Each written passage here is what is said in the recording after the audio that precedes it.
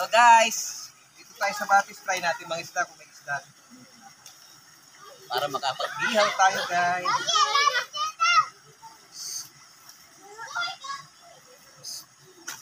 Ito pa nga pala yung pani at pana ko guys.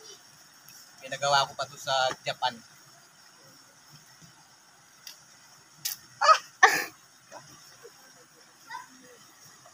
Kumakalag siya guys.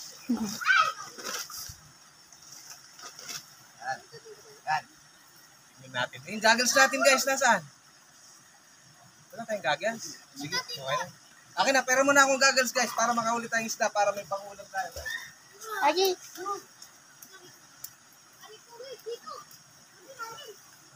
Susuot na natin ang ating antipara. Kailangan to lagi na kayo ko guys. Sumipat. Ito ang ating goggles. Successive guys. Sige, diretso lang tayo.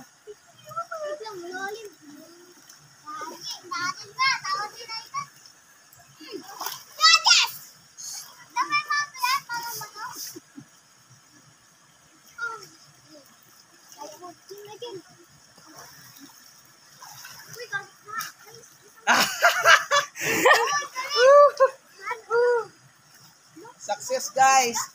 Meron na tayong isda. May panghiyaw na tayo guys. Yan o. Yan o. Isda. Galing ha. May panghiyaw na tayo guys.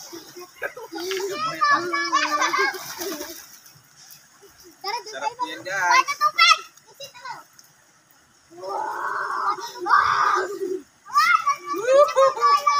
Magalaw pa guys. Ang galing. That's all for all guys. Thank you. Hello guys. I-flex ko nga pala yung ulam namin ngayon kasama nung tilapia. Ito po. Isdang papakol, isdang bato. Ang kagandahan po nito, pag inihaw nyo, hindi na kailangan ng aluminum foil. Kasi po yung balat niya matigas. Sige. Ngipin niya liit. Ang cute. Diba? Ayan guys. Papakol ko. Kuhanin mo yung video dito. Ayan po sila guys. Ayan. Kahit po yan sa apoy yan, okay lang sila.